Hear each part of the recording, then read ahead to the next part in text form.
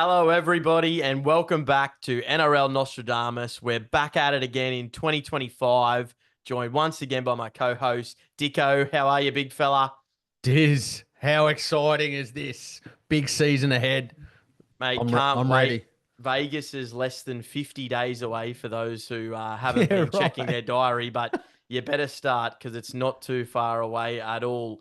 We're going to analyze every single team in alphabetical order this time, from top to bottom, looking at their strengths, weaknesses, players in, players out, who's the players to watch, who's going to be that breakout player this season, and where do we think they will finish.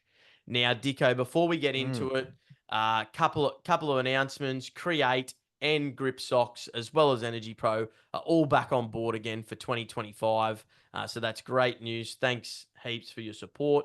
Without further ado, let's talk about Grip Socks. Guys, if you haven't had a pair or tried a pair, definitely check them out. Use our code NOSTRA20 at checkout to get a whopping discount and let your feet do the talking. That's GRIPZSOCKS. Now, Dicko, Hmm. first team off the rank, big fella. We have the mighty Brisbane Broncos. Your Come on, mighty Brisbane boys. Broncos. Now, before we get stuck into the nitty gritty of the team itself, Mm. let's really analyze their draw. Hmm. Now, if we have a look at the average travel for most teams for this coming season, it's 25,000 kilometers. Now, is this going to have a massive bearing on the outcome of games, maybe in terms of preparation and recovery? But the Broncos are sitting at a slender 18,000. A bit of favoritism there from the News Corp Channel 9 investors, shall we say. But look, let's have a look at the teams they play twice. So it's Mm. not as favorable. They play the Storm twice. Yeah, always. They play the Titans twice, the Yeah. Cowboys twice, the Warriors, the Roosters, the Bulldogs, the Dolphins, and the Rabbits. Mm. So a few teams in there, like the Cowboys, the Bulldogs, and the Rabbitohs in particular, that are expected to sort of finish a little bit higher up the ladder this season, or at least continue their form from last season. What did you, I guess, see from the current draw from the Broncos, Dicko? No, it's really every time I look at the Broncos draw, it seems to be like ridiculously hard. But I'm not. I mean, it's a draw. You got to play every team, so it's. I've never been one to read too much into draws or anything like that. So it is what it is. They always play the Queensland teams twice. They always play the Storm because they draw big crowds. And the same with South. Surprised that they're playing the Warriors twice though, although there is a big Warriors supporter base in Brisbane. So it should be good. I mean, it's like every team. If you're gonna have to play the best teams at some point. Mm. Well, look, distance traveled, we were talked about briefly just before, but if you look at their number of days between games, the NRL average for 5 day Yeah. turnarounds, which a lot of people talk about, is one. The Broncos have three. 5 day turnarounds. Yeah, Yeah. right. So they've been stitched up a little bit Which there. is unusual because generally they don't because they play Thursday or Friday, and then that's every week. So I was actually more Mm. surprised this year or this season when the draw came out. They didn't have a lot. Well, not a lot, but it's different to previous years because they had a lot of Thursday and Friday night games, and this season I saw a sprinkling of Saturdays and Sundays in there. Yeah. Well, mainly it's the home games, right? On Thursday, Friday night at Suncorp Stadium, Blockbusters. There's only two Thursday night at home Mm. and four Friday night at home. Yeah, so how many Sundays and Saturdays are there? Saturday two, Yeah. Sunday two, Saturday four. Yeah, so Sunday Arvo is actually the Broncos' preference as a club because they want to try and get as many fans there with kids and families and whatnot. So, in terms of the days of the week, I actually like the draw. Mm. It covers all days. They're going to get massive crowds on Saturdays and Sunday Arvos. And that Thursday night is a difficult slot. I mean, as a Broncos supporter, it is a difficult slot to get to, as I'm sure other teams Yeah. and other supporters know. And obviously there's been a little bit of let's say off field drama throughout the off season, which we won't dive into. Everyone's sort of pretty aware of the Ezra Mam situation now. Also, new coach. Mm. Madge Maguire comes in, big changes for the Bronx. Maybe quite a significant culture shift, I would say. Oh, I think you're going to see that. I think you're going to see a mentally tougher squad. And from all reports, he's working them pretty hard, much to the disgust of a certain Sydney reporter, which I read today, that thinks that the army style camps are now out of the game. But I'd just like to remind him that 5 years ago, Penrith embarked on an army style camp, and look what's happened to them over the last 5 years. I Yeah. think they've been pretty successful, haven't they? Yeah, well, that's exactly right. And Oh, and I know a fair few teams that have adopted that mentality, and one no other than the Bulldogs, which we'll dive into, mm. you know, next week's episode, considering they're sort of third or fourth cab off the rank. But, they've adopted that Penrith approach with Cameron Ciraldo, and look at their I performances. mean, I think it's good, mate. I think absolutely it builds resilience, character. You Yeah, spend. I mean, your team should be some of your best mates, so you spend a bit of time with your mates in yep. some tough situations. So I only see positives come out of it for Brisbane Mm. moving forward, and I would hope that that stands them in good stead for a really successful season. Well, yeah, and whoever that reporter is, I don't remember the last time, but when Four I letter checked, word, four letter word, nickname Buzz. yeah, right, and yeah, preseason wasn't meant to be easy last I checked. But Well, anyways, it's called preseason for a reason. yeah, let's have a look at some of the gains they've made. Now, Hayes Perham, obviously a bit of a train Mm, and trial deal there. Broncos look like they're going to keep him. And the big one, Ben Hunt, yep. massive signing for the Broncos. Yeah, What huge. sort of impact do you think that he's going to have? Obviously, with the Ezra Mam situation, it's going to be significantly heightened. But what impact do you think he's going to bring to the club?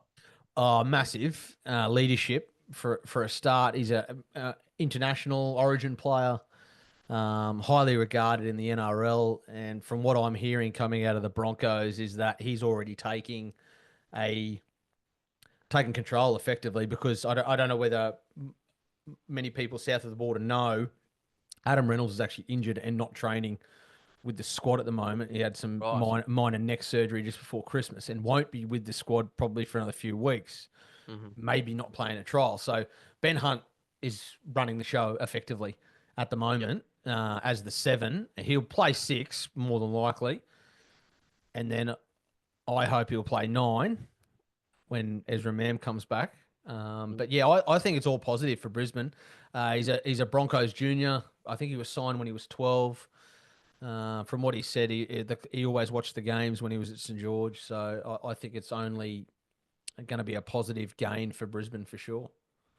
Yeah, and look, their losses in terms of players, let's say, aren't significant. Well, Uh, they're squad players. Their yeah, losses are squad players, surplus effectively. to requirements, as they call it in the Yeah, classics, Dicko. yeah, Tristan Saylor, he's obviously going to St. Helens. Corey Oates has hung up the boots, and so has Jordan Pereira. yeah. But let's be honest, when we talk about players to watch, a couple come to mind, which are like the likes of Selwyn Cobbo, who should be in for a massive year. They're not my sort of players to watch, though, Dicko. Who are Mm. your players to watch out of curiosity? My players to watch this year. I had a bit of a think about this before actually. We came on and started recording. I'm looking for a big season from Reece Walsh personally, and everyone's going to sit there and say, "Oh, yeah, no, Reece Walsh, is pretty easy to come up with." But I feel like last year wasn't a poor year. I think a lot of things affected his form last year. Teams figured him out. I said that to you many occasions. Mm. He's got to develop his game. Brisbane have got to develop their game in terms of how to incorporate him, and he's got to get away from the one trick pony. Yes, the speed is there, but he's also got to. He can't just rely on that all the time. So I'm hoping and sort of praying as a supporter for a massive season from him because I think everyone else you're going to get consistent performances from the other really big dogs in the team, your Payne Haas's and your Paddy Carrigans and these guys. Yep. So I'm looking for a couple of the younger guys to really take the next step.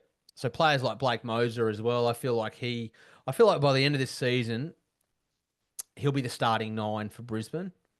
Mm. I don't think Oh, he'll you get. think he's going to be the starting nine by the end of the season? Well, I don't think he'll get first. Sorry, Ben Hunt. I've just what's the name Mm. now? I keep forgetting how Ezra Yep. Mam's going to come back in, but I think in the future, absolutely. I think he won't start at nine. I don't think in the first game, but Yep. I feel like I feel like he'll overtake Billy Walters, and when Ben Hunt plays nine, I feel Yeah. like Blake Moser will play as the utility. Yeah. And so in terms of your breakout player, are you saying that that's Blake Moser? Blake Moser, yeah, Yeah. that's 100% my breakout Yeah. player. I f- Towards the end of last year, you could see really positive signs that he was. I know you posted a video on our socials actually, and texted me at the time about just a piece of dummy half play Mm. from him that was really impressive, and I thought he took the next step to being a regular first grader. He's by all reports leading most of the fitness drills at Brisbane. Very fit. Looks like Um, he's put on a little bit of size too. Put on a little bit of size, going to need it obviously, and he's really creative around that nine area, which Brisbane haven't had Yeah. for many years. So I can only see a positive coming from that sort of area of his game and Brisbane's game. Yeah, well, he doesn't need that sort of kicking game that sort of Harry Grant and Reed Marnie can sometimes have at the club when Well, you've no, got. Brisbane now are blessed with kickers, right? Yeah. Because you got two of the best kickers in the comp, plus Reece Walsh, who's got a absolute rocket as a left foot. So And if their attack wasn't, already lethal enough, they've secured Ben Hunt, the top try assist player in the comp. Now, strengths. Obviously, we're talking about their attack. They've got a lot of weapons. We spoke about their meter readers in Payne Haas and Paddy Carrigan, who are, obviously massive strengths for them. I think one of their strengths is the new coach as well. I yep. really think, and you've alluded to it as well, that sort of hardened approach that he's going to bring to the club. Mm. But I think that's going to hold them in really strong stead coming to this season, especially when I feel like last season. Let's go back one more step to 2023. They were electrifying in attack. It was almost like we're going to score 40 points every week, so all the best. Mm. And they won a lot of games, 42-20, Mm-hmm.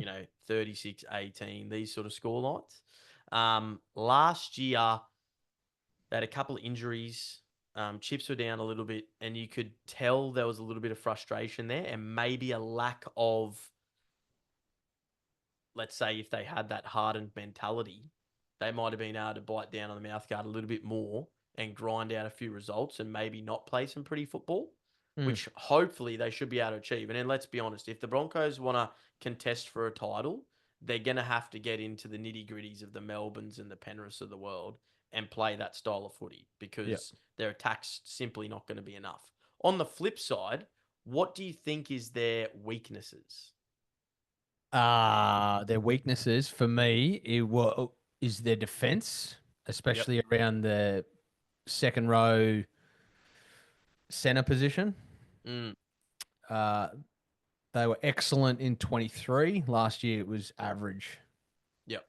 And it looks like Selwyn Cobbo is going to shift to the wing, which means you're going to have that maybe interesting combination of Brendan Piakura and Dean Mariner, who last season could not tackle their own cereal. Just stay tuned, folks, because there could be blow up in round one if Dean Mariner runs out at left center. I'm telling you.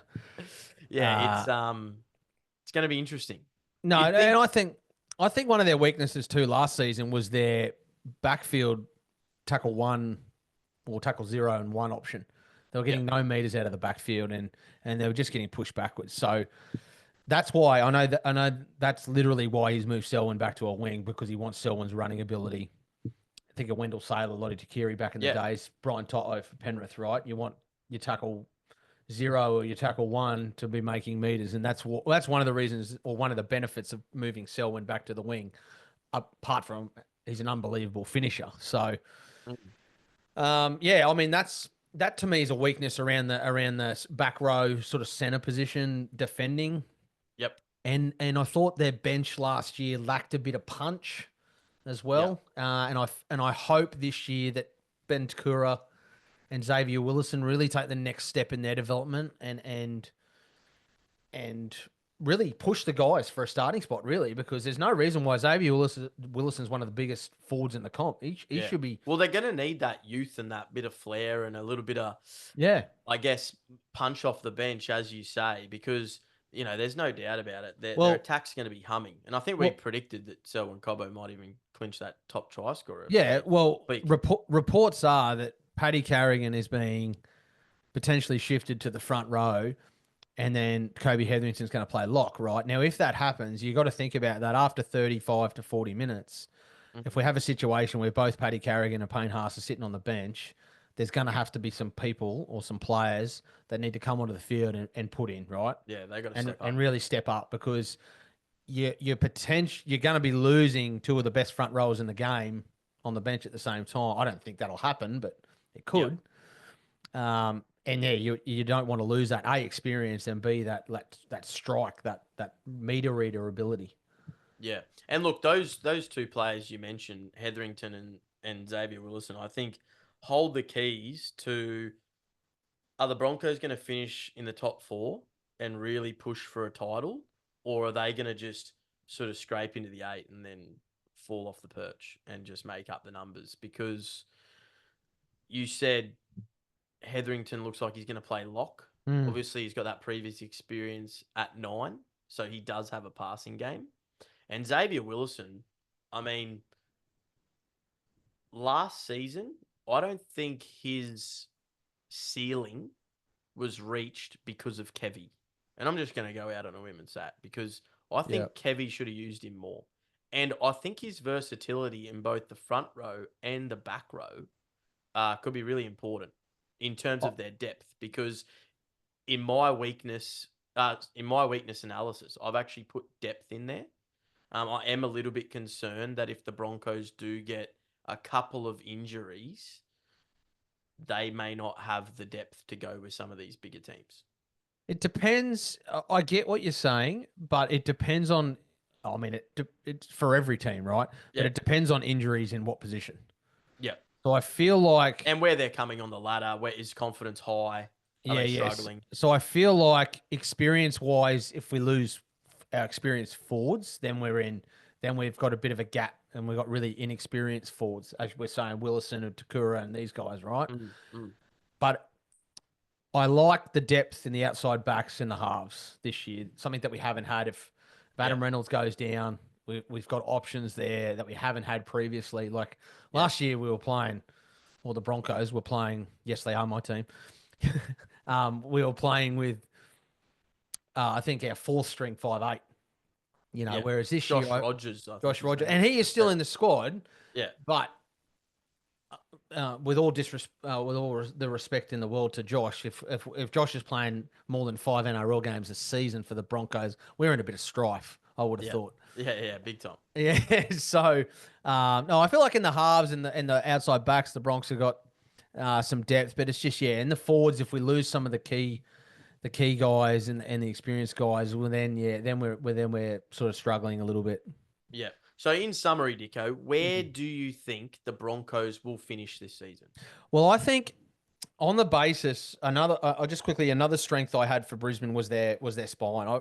If you look at their spine, and this is with Ezra Mam in at 6, they've probably got arguably the best spine in the comp. Oh, the best on potential, right? Yeah. And the Storm. And the Storm. And what we think they can produce, right? Yeah, the Storm, correct. Would be the other one that I would put them up. So on that basis and what I think they can produce, I think last year was a bit of an anomaly. I think they peaked way too early in 23 and they sort of went away. I thought it was going to happen last year. Injuries played a part, inexperienced guys. I have them in the top 4. Yep. And you know what? I agree with you, Dicko, mate. To be completely honest, anything less than a top 4 with the squad that they have, with Ezra Mam coming back and having signed Ben Hunt, is a fail, as far as I'm concerned. For the Broncos. Anything less than a top 4, and there'll be about 5 to 10 players on that squad right now that'll be potentially putting on another jersey, I reckon, in season 26. Oh, absolutely. Yep. I think we'll see a few maybe head to the Chooks because they look like the only club that's got money and roster. Have they done anything yet, or are they still absolutely nothing? Absolutely nothing. Before we talk about a team, in my opinion, who's also done absolutely nothing in the Canberra Raiders, let's talk about Create. Now they've been fantastic. We've got their merch on right now. They make all this merch. They do the design for us. Great quality material.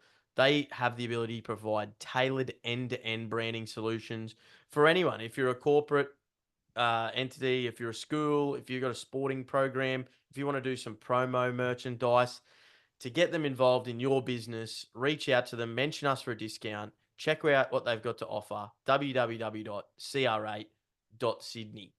Now, Dicko, the Mm. Canberra Raiders, look, I've been a bit harsh on them. To be honest, I think they've overachieved in the last few years. Even when they made the grand final that year, that they've really overachieved. I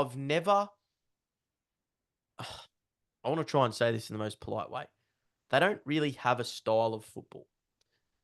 When I say that, I mean, when you look at most clubs, you refer to them as, oh, geez, they've got an awesome spine, or geez, they've got great outside backs, or their defense is fantastic, or, they've got a lot of experience, or geez, their young players are really good. We don't say any of that about Canberra. Mm. They just grind out results, not pretty, and they continue to do it year on year on year. And I'll give them credit for that, and Ricky Stewart credit for that. Well, But that's their I'll, strength. That's their strength right there, isn't it? yeah, well, it is a strength. Yeah, you look at it as a strength. It's very opposite here, Dicko. I'm going to be Mr. Negative tonight. I'm going to call that their negative. That's their weakness. So the coach has instilled that and ingrained that, but heart only gets you so far. They need a game plan, and I feel like the players that will be integral to that game plan outside the obvious in Jamal Fogarty, because I think Mm. he's just going to steer the ship, is going to be Ethan Strange and how he comes out of the blocks in his second year syndrome, and KO Weeks, Mm-hmm. because he's going to take over at fullback, and he was electric. And look, to be honest, they're both breakout players last season, but are they going to continue to do that and embed themselves as key NRL players for that squad? Or Mm. are they just going to make up the numbers? Because Yeah. that's where their season's going to be make or break. Because let's be honest, their squad is very, very thin, like paper thin. Yeah. Yeah. Yeah. I agree with that. But in saying that, like you said, their youth and that toughness that Ricky brings Mm. is a massive strength of theirs. Is there any other strengths that you think the Well, Raiders can bring to the table this season? I'm just looking at the top 13 and the predicted 13, and it's Yep. actually not a bad side, right? Yep. It's Yep. it's a side that's going to Yeah, 1 compete. to 13 is really good. It's going to compete Yep. every week, right? Yep. As you said, when we start getting a couple of injuries, a couple of Origin players potentially, or one at least, Yep. that's when we have a bit of trouble. That's when Canberra are going to really fall off. I mean, Yeah. I think their strength is their ability to stay in games and make it a scrap and make Yep. it difficult, and hang in there until the last and snag a result. I think that's a strength. I think if you're right in what you say in terms of you need another sort of string to your bow. You are 100% Mm. right, right? But I feel like that you need that as your underlying sort of DNA, and that is theirs. They've got to find something else to go to the next level. They're not. Let's face it, Canberra aren't contending this season. All right, Yeah. I Yeah. don't think. Yeah. So they need to find something from the obvious, hanging in there, grinding out a result. But that to me is a strength of theirs right at the moment, is they're able to hang in there and snag results off good teams. Yeah. So if they can find another string to their bow, off a Jamal Fogarty or, as you said, an Ethan Strange, further developing, throw KO Weeks in there at fullback, Mhm. well, then they can compete with the better sides potentially at finals team. But yeah, until that happens, you're not going to find Canberra anywhere near the top 8. Yeah. I mean, look, they've lost Elliot Whitehead, their captain from last season. Nick Kotrick, depth outside backs. Zach Wolford, a depth at hooker. Huapa Puru, who came through the Penrith system, who's now gone to the Sharks. Uh, James Schiller, who was quite exciting when he came on for a couple of games there. He's gone to the Knights. Jordan Rapana, obviously a lot of experience. Mm. He's left the club. Adrian Trevelyan and Peter Holiday sort of making up the numbers there. But their signings have been, and one who I think is a player to watch is Savelio Tamale. So he's come across from the Dragons, and I believe he was the top meter eater in the New South Wales Cup. in terms of Yeah, right. meters and from an outside back and tackle busts and Yep. having an impact there. So, reasonably big body, but quite agile. Yep. He's not a Greg Marzu, um, but I think he might make an impact on the wing, and I think he might even jag that starting winger spot. Um, Yeah, for right. anyone out there who's listening, Matty Nicholson's another key signing that they've made over from England. A tackling machine, seem to be getting these pommy tackling machines, but for once in a while, there's a bit of attacking flair here from Matty Nicholson. He hits the hole really well, runs a great straight line. Um, the other young lad, obviously, add a bit of depth there with Ethan Sanders coming across from Parramatta, who's been Yep. touted for a long time.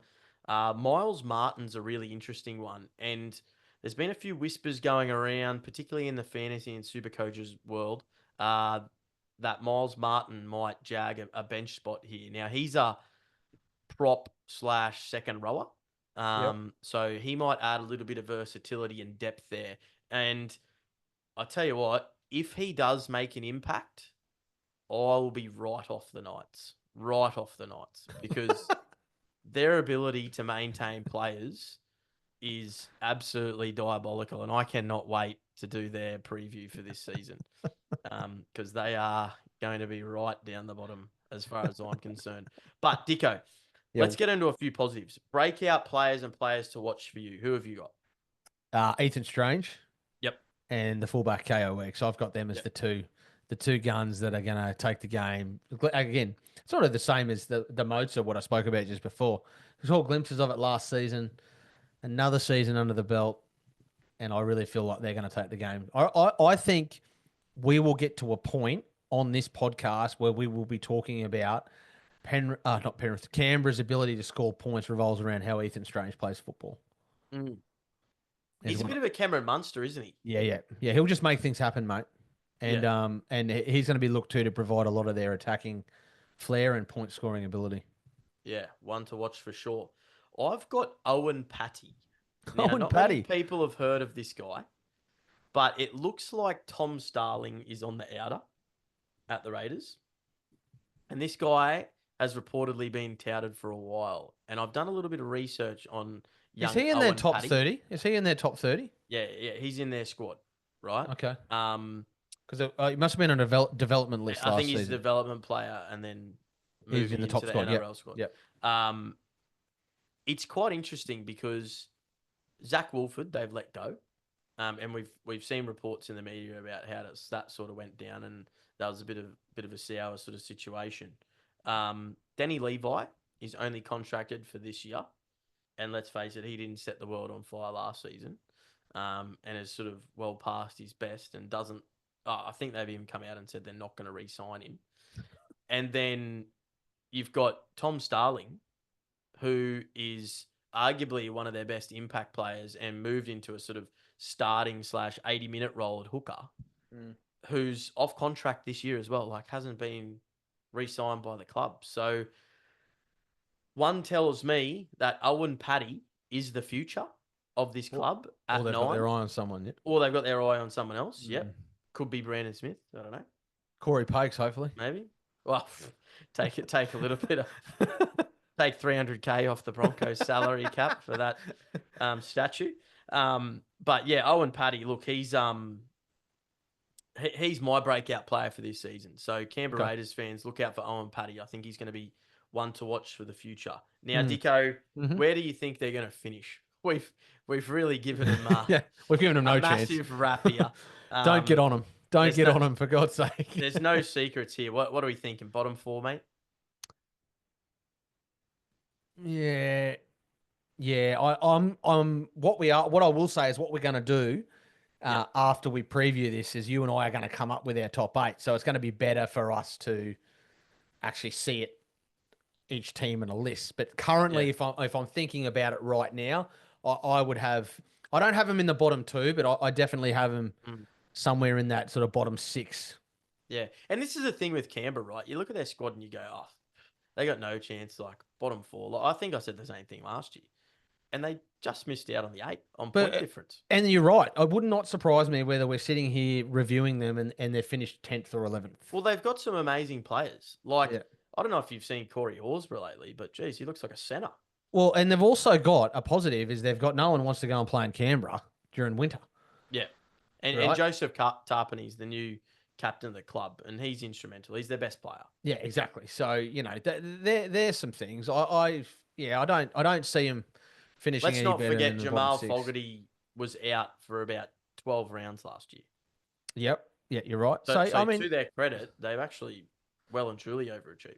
well, maybe you're talking yourself into them finishing higher than the bottom 6, mate. Oh, let's rule them out of the bottom 4, guys. Let's get excited. We might be a smoky for the top 8 here. No chance. No chance. No chance. Well, that's it, Dicko. That's the first episode done and dusted, mate. Done and dusted, mate. How good. Good to be back. Yeah, next week, I believe we're going to be doing the Bulldogs and the Sharks. So stay tuned for that, everybody. And we'll catch you all next week. See you guys. Have a good one.